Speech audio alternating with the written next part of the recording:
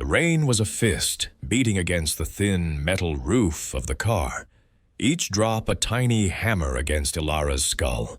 The engine had died an hour ago, a final wheezing cough before the silence swallowed everything. Silence and the relentless drumming of the storm. This car, Richard's car, a gleaming silver cage he had chosen for her, just like everything else. Now, it was her only possession of value. Her coffin on a deserted country road. The flashing hazard lights painted the dripping trees in strokes of frantic orange, a weak pulse in the suffocating dark. Her phone was dead. Of course it was. She had forgotten the charger in her haste to escape the house of ghosts, the house of whispers, the house that had never been a home. Richard was gone. 3 days since the funeral. 3 days since his brother, Julian, had looked at her with eyes that held the same cold ownership, the same casual cruelty. "Don't worry, Elara," Julian had said, his hand lingering too long on her arm. "We'll take care of you." She knew what that meant. It meant a new cage, a smaller one, perhaps, but a cage all the same. So she had run. Packed a single bag with things that were hers, a worn book of poetry, a photograph of her mother, a faded cotton dress from a life before Richard. She had taken the car and driven, with no destination in mind, just away. But the car, like his memory, had finally broken down, leaving her stranded. A shiver racked her body, a deep, cellular cold that had nothing to do with the damp air seeping through the door seals. It was the cold of absolute loneliness, the cold of being utterly, terrifyingly adrift. Everything gone. Her past was a ruin, her future a fog. Headlights cut through the rain, blinding her. A truck, big, old, and loud, its engine a low growl that vibrated through the floor of her useless luxury sedan. It slowed, pulling over 20 feet ahead. Fear, sharp and reflexive, seized her. Years of being told the world was a dangerous place, a lesson taught by the most dangerous man she knew, had conditioned her. Her hand went to the door lock, pressing it down. Again and again. A figure emerged from the truck, silhouetted against the high beams. Tall, broad-shouldered. He wore a heavy coat, the hood pulled up against the deluge. He walked toward her slowly, his boots splashing in the shallow rivers forming on the asphalt. He didn't approach her door. Instead, he stopped near the front of her car, hands in his pockets, peering at the hood as if it held a personal offense. She watched, breath held tight in her chest. He turned, and his gaze met hers through the rain-streaked windshield. He gestured toward the front of the car, then raised his hands in a placating gesture. She didn't move. He waited a moment, then took a slow step back, giving her space. Another car sped past, spraying a curtain of water, and in that brief, illuminated moment, she saw his face more clearly. He looked tired, kind. There was no menace in his posture, only a quiet concern. Hesitantly, her fingers trembling, she unlocked the door. The wind snatched it from her hand, slamming it open. The sound of the storm rushed in, a deafening roar. He walked to her door, keeping a respectful distance. "Ma'am, you all right?" His voice was deep, calm, a steady anchor in the chaos of the weather. She could only nod, unable to find her voice. "Car trouble?" he asked, a gentle smile touching the corner of his mouth. She nodded again. "My shop is just a half-mile up the road. I can give you a tow, get you out of this storm." A shop. He was a mechanic. She looked from his face to the name stitched on his weathered coveralls. Blackstone Automotive. I don't have much money," she whispered, the words tasting like shame. He waved a dismissive hand, grease smudges on his knuckles. "Don't you worry about that. Can't leave you out here. Let's just get you somewhere warm and dry." This was the first act of unconditional kindness she had experienced in a decade. It felt foreign, dangerous. But the alternative was freezing in this dead car until morning, waiting for Julian's world to find her. She got out, the rain instantly soaking her thin coat. He didn't seem to notice the expensive cut of her clothes or the designer name on her useless handbag. He just saw a woman in trouble. He hitched her car to his truck with an efficient competence that was mesmerizing to watch. He helped her into the warm, dry cab of his truck. It smelled of oil and coffee and something clean, like pine soap. It smelled safe. They drove in silence, the rhythmic thump of the windshield wipers a comforting metronome. "I'm Marcus," he said, not taking his eyes off the road. "Elara." The shop was a large, clean, and surprisingly modern building, not some greasy back road garage. It was organized, the tools neatly arranged, the concrete floor swept clean. He rolled her car into a brightly lit bay. "Pop the hood for me," he said, already grabbing a light. Within minutes, he found the problem. A cracked distributor cap, shorting out in the damp. A simple fix. He had a spare part on a shelf. He worked with a quiet focus, his hands moving with a surgeon's precision. There was a grace in his movements, a deep familiarity with the language of machines. In less than 30 minutes, he turned the key. The engine purred to life, smooth and steady. Relief washed over her so intensely it made her dizzy. "There you go," he said, wiping his hands on a red rag. "Good as new." "How much do I owe you?" she asked, her hand going to her purse, knowing the few $100 inside were all she had in the world. He shook his head. "Nothing. No, I have to pay you." It was a $5 part and a half hour of my time. The storm's still coming down hard. Roads are flooding. You shouldn't be driving in this. He looked at her, really looked, and she felt he saw more than just a stranded motorist. He saw the exhaustion in her eyes, the tremor in her hands. "I have a guest house.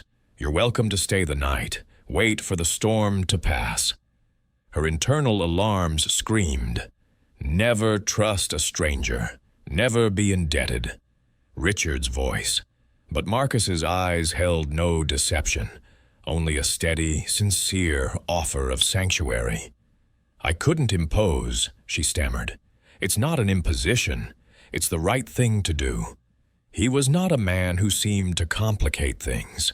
She was a woman whose life had been nothing but complications. She finally gave a small, defeated nod. "Okay, thank you." Marcus felt the quiet brokenness in her. It was in the way she held herself, curled inward, as if expecting a blow. It was in her eyes, wide and haunted, like a startled deer caught in the glare of a cruel world. He had seen that look before, in the mirror, in the years after his wife, Sarah, had passed. The look of someone hollowed out by grief. He wasn't just a mechanic. Blackstone Automotive was the public-facing name for his passion. His real business was Blackstone Design, a company that designed and built bespoke vehicles for the wealthiest people on the planet. The garage was his sanctuary, the place he came to remember who he was. A man who worked with his hands, a man who could fix what was broken. He saw Elara, and a part of him he thought long dormant, the part that wanted to protect, to mend, stirred to life. He led her from the shop to the house, a short walk up a heated stone path. The house was not what she expected. It was a sprawling structure of glass, dark wood, and stone, built into the side of a hill overlooking a lake. It was modern, magnificent, and utterly soulless. Wealth, real wealth. Not the gaudy, performative kind Richard had flaunted, but a deep, quiet, unshakable fortune. She felt a fresh wave of intimidation. She was a fraud, a runaway in a drenched coat, about to track mud onto the polished floors of a palace. "It's beautiful," she said, the word inadequate. "It's big," he replied, a hint of melancholy in his tone. Too big, most days. He opened the door into a vast, open-plan living area. A fire was burning in a fireplace that was a sheer wall of black marble, and sitting in a large armchair reading a book was a little girl. She couldn't have been more than 7 years old. She had her father's serious eyes and a cascade of intricate braids. She looked up, her expression unreadable. "Lily, this is Elara," Marcus said gently. "Her car broke down. She's going to be staying in the guest house tonight." Lily said nothing. Her gaze flickered over Elara, assessing before returning to her book. A clear, silent dismissal. The gatekeeper. "I'll show you the way," Marcus said, his voice a little tight. The guest house was a smaller, cozier version of the main house, connected by a covered walkway.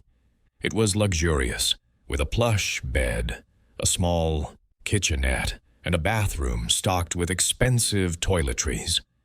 "There are some clothes in the closet," he said, gesturing to a wardrobe. "My late wife's. They might fit. I'll have some food sent over." He paused at the door. "Get some rest, Elara." She stood in the middle of the room, dripping onto a silk rug, feeling more lost than ever. She showered, the hot water a blessed relief. She found a simple gray sweater and soft pants in the closet that fit loosely. They smelled faintly of lavender and a life that was no longer lived. She felt like a ghost borrowing a stranger's skin. A tray of food arrived, delivered by a silent housekeeper. Soup, bread, a glass of water. Simple, nourishing. She ate, and then she slept. A deep, dreamless sleep that was more like a surrender than rest. The next morning, the storm had passed. The world was washed clean, sunlight glinting off wet leaves. She woke, feeling a fragile sense of peace. She found her way to the main house, intending to thank Marcus and leave, to get back on the road to nowhere. She found him in the kitchen, making pancakes. Lily was at the table, drawing. "Morning," he said, his smile easy and warm. "Coffee's fresh." The domesticity of the scene was a punch to the gut. It was everything she had ever yearned for and been denied. A simple, peaceful morning. She accepted a cup of coffee, her hands wrapping around the mug's warmth. Lily ignored her, her crayon moving furiously across the paper. Elara didn't try to engage the child. She knew better. A wounded animal needs space. She just sat quietly, sipping her coffee.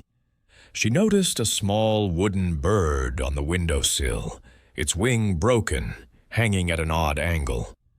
Later that day, while Marcus was on a series of conference calls in his office, his life as a CEO briefly intruding, Elara found a small tube of wood glue in a kitchen drawer. She sat at the table and, with painstaking care, mended the bird's wing. She propped it up with a stack of napkins to dry, a tiny, patient sculpture. She asked for nothing. She made no sound. She simply existed in the quiet spaces of the house. She watched Lily from a distance. She saw the girl struggle to get a book from a high shelf. Elara retrieved it and left it on a lower table, without a word. She saw Lily spill juice and, before the housekeeper could appear, Elara had cleaned it up with a damp cloth. Small acts of quiet service, the only language she had left to speak. That evening, as Elara was preparing to say her goodbyes, feeling the pull of the road again, Lily approached her. The little girl stood before her, silent for a long moment. Then she held out a piece of paper. It was a drawing of 3 figures under a bright yellow sun. A tall man, a small girl, and a woman with hair the color of Elara's. They were all holding hands. At the bottom, in a child's wobbly script, were the words, "A new family." Elara's breath hitched, a tear escaped, tracing a hot path down her cheek. She knelt down to be on the girl's level. "Thank you, Lily," she whispered, her voice thick with emotion. "It's the most beautiful thing I've ever seen." Lily offered a small, shy smile. The gate had opened. That night, sleep eluded Elara. The drawing was on the nightstand beside her, a precious, fragile icon of hope. She wandered into the main house, seeking a glass of water. The lights were dim. Marcus was in the living room, staring into the dying embers of the fire, a glass of amber liquid in his hand. He looked up as she entered. "Couldn't sleep either?" he asked. She shook her head, padding softly into the room. They sat in a comfortable silence for a while. "She hasn't drawn a picture with anyone but me in it since her mom died," he said softly, his voice rough with unshed grief. "She misses her," Elara said, a simple statement of fact. "Every day," he confirmed. "It was a sickness, quick, unexpected. One day she was here, the next, just a hole in the world, a hole in our lives." He took a slow sip from his glass. "I poured myself into my work, building things, fixing things, because I couldn't fix that. I couldn't fix her." His vulnerability was a raw, open thing. It invited her own. "My husband, he didn't die of a sickness," she began, her voice barely a whisper. "He died in a crash. He was driving too fast. He was always too fast, too much of everything." She stared at her hands, twisting in her lap. "He didn't leave a hole. He left a cage. The doors are open now, and I'm afraid of the sky." She told him everything, the quiet terror of her marriage, the emotional abuse, the isolation, the way Richard had systematically dismantled her sense of self until she was just a reflection of his desires. She spoke of his brother, Julian, and the threat he represented. Marcus listened. He didn't interrupt. He didn't offer platitudes. He just listened, his presence a solid, unwavering certainty in the dark. When she was finished, her story hanging in the air between them like smoke, he reached out and gently covered her trembling hands with his own. His touch was warm, firm, protective. "You're safe here, Elara," he said, his voice a low promise. For the first time in her life, she believed it.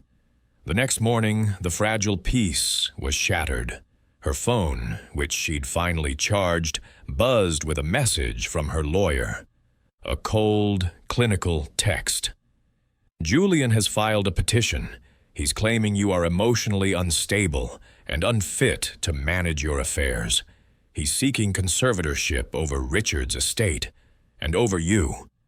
The words stole the air from her lungs. Conservatorship, a legal term for a cage. He would control her money, her movements, her life. He would institutionalize her if he could. He would bury her alive. Panic, cold and absolute, washed over her. She had to run further, faster, disappear completely. But where? He would find her. His resources were limitless. She looked at the drawing on her nightstand. A new family. An idea sparked in her mind. A desperate, insane, audacious idea. A business proposal. She spent the next hour on the phone with her lawyer, the one person from her old life who was still loyal. She gave him instructions. Precise. Unyielding. She found Marcus in his workshop, leaning over the engine of a vintage sports car.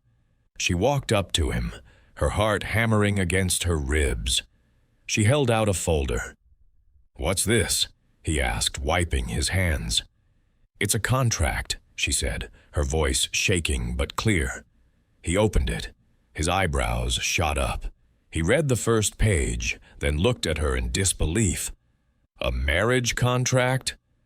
"Julian is trying to have me declared incompetent," she said, the words coming out in a rush. "He wants to control everything. If I'm married to a man like you, a man of substance, of unimpeachable character, his case falls apart. It gives me legal standing. It gives me a shield."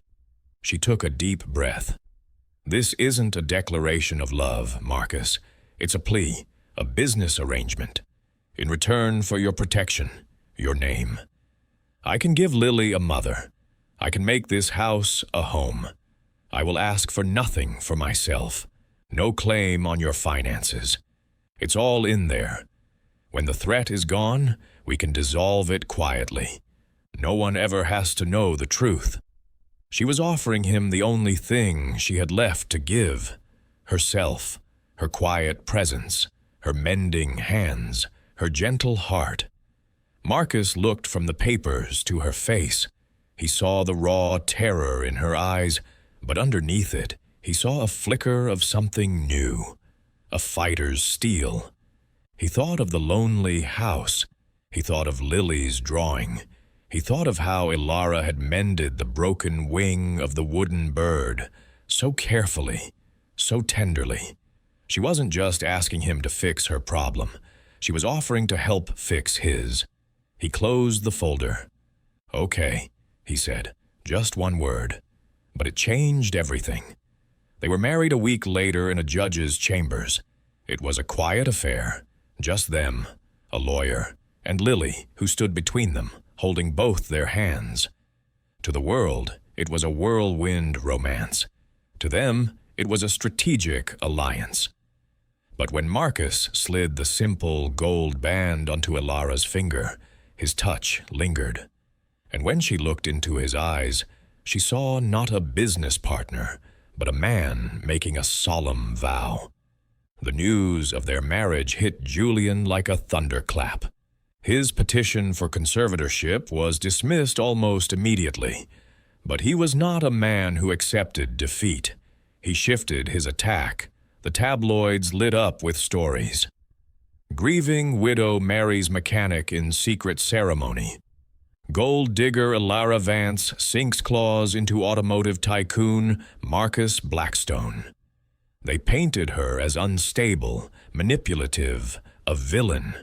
They twisted her grief into a weapon against her. They dug into Marcus's life, hinting at dark secrets, questioning his business ethics.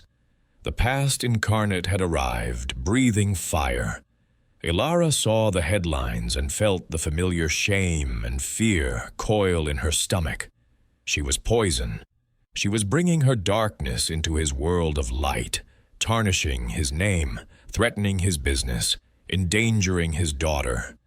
One night, she watched him on the phone, his face grim, dealing with the fallout. She saw the stress etched around his eyes. She couldn't do this to him. She wouldn't. While he and Lily slept, she wrote a note. "Thank you for everything. I'm sorry." She left the wedding band on top of it, the gold gleaming in the moonlight. She packed her small bag, the same one she'd arrived with.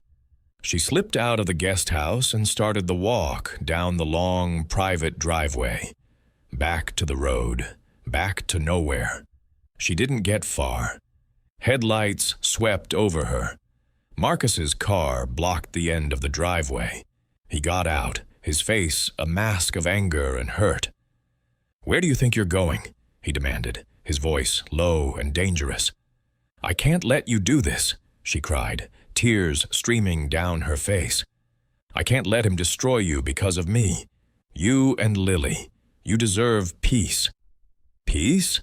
He stalked toward her, closing the distance between them. My life was quiet, Elara. It wasn't peaceful. It was empty.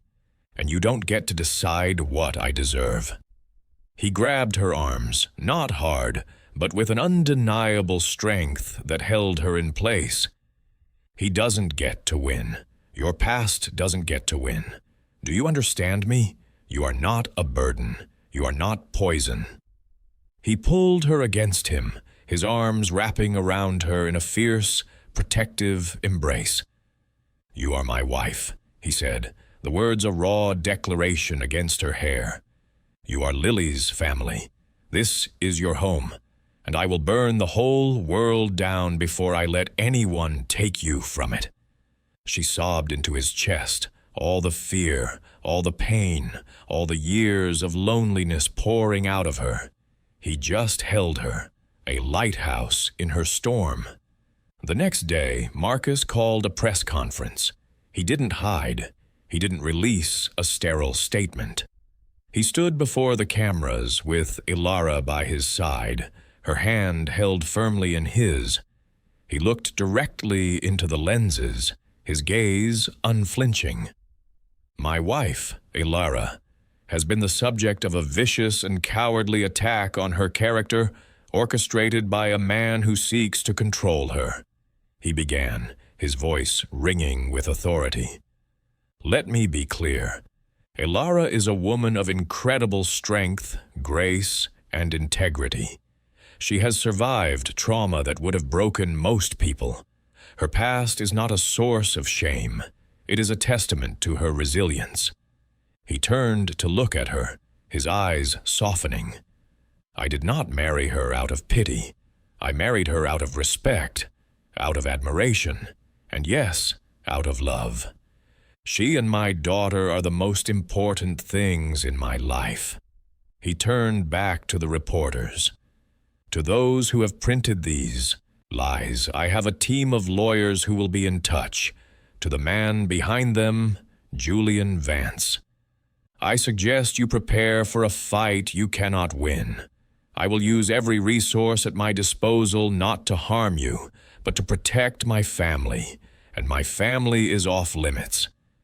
It was a public declaration of loyalty, a line drawn in the sand. He chose her, publicly and unequivocally. In that moment, standing beside him, Elara felt her own strength surge. She was not the broken woman who had arrived on his doorstep. She was Elara Blackstone, and she was ready to fight. Marcus was true to his word. His legal team descended on Julian's empire. They were not looking for dirt, they were looking for the truth. And they found it. Years of financial fraud, embezzlement, of propping up a failing company with illegal funds. Richard had been the face, but Julian had been the corrupt architect. It all came tumbling down. Indictments, frozen assets, public disgrace. The threat was neutralized, not with a bang, but with the quiet, inexorable turning of the wheels of justice. Julian Vance was no longer a monster in the shadows. He was just a common criminal, facing the consequences of his own greed. Elara was finally, truly free. One evening, a few weeks later, they were sitting by the lake as the sun set, painting the water in shades of gold and rose. Lily was chasing fireflies nearby. The air was calm, peaceful. The contract is fulfilled, Elara said softly, not looking at him. Your part is done. You can dissolve the marriage now. I'll be okay. Marcus was silent for a long time. He reached into his pocket and pulled out a small velvet box. He knelt in the grass in front of her. Our contract is fulfilled, he said, his voice thick with emotion. But our story is just beginning. He opened the box. Inside was a simple, elegant diamond ring, sparkling in the twilight. It wasn't a business proposition. It was a question. The first time, I agreed to a marriage of convenience to protect you, he said. This time, I'm asking for a marriage of the heart. Because I love you, Elara. Because you didn't just mend a broken bird, you mended a broken family. You mended me." Lily ran over, her face bright with excitement. "Say yes, Elara," she squealed. "Say yes." Tears of joy streamed down Elara's face. This time, the choice was hers. Not born of fear, but of love. "Yes," she whispered. "Marcus, yes." He slid the ring onto her finger, right next to the simple gold band. They fit together perfectly. He stood and pulled her into his arms, kissing her with a tenderness that spoke of forever. Lily cheered, her small voice echoing across the still water. Their wedding was not in a judge's chambers. It was in their own backyard, under the shade of a massive oak tree. The guests were few. Close friends, loyal employees, people who had witnessed their journey. Elara wore a simple white dress, the one she'd brought with her from her old life, a symbol of who she had been, now repurposed for a new beginning. Lily was the flower girl, strewing petals on the grass. She wore a handmade bracelet on her wrist, a colorful creation of beads. As Elara walked toward Marcus, she saw he was wearing a matching one. When she reached the makeshift altar, Lily ran to her and slipped a third bracelet onto her wrist, a matching set.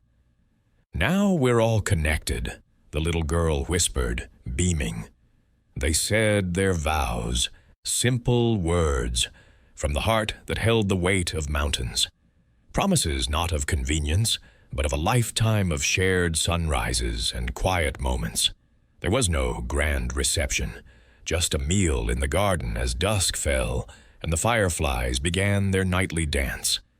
Later, as the guests departed, the three of them sat on a blanket, looking up at the stars. Lily fell asleep between them, her head in Elara's lap. Elara gently stroked the child's hair, her heart overflowing with a love so profound it ached. She looked at the bracelet on her wrist. She looked at the 2 rings on her finger. She looked at the strong, kind man beside her, his hand resting protectively on her knee. She remembered the woman in the broken-down car, stranded in the rain, convinced her life was over. She had been so wrong. It hadn't been an ending. It had been an intersection, a place where one road closed and another, more beautiful than she could have ever imagined, began. Marcus leaned over and kissed her forehead. "Happy?" he whispered. She looked at the peaceful, trusting face of the child. She now called her daughter. She looked into the loving eyes of the man she now called her husband. "More than I ever knew was possible," she answered, her voice full of a quiet, unshakable certainty. Her past was a scar, but it no longer hurt. It was just a part of the map that had led her here. Home. She was finally, completely and irrevocably home. The broken pieces of her life had not been swept away. They had been gathered up by gentle hands and used to build something new, something strong, something beautiful, a family.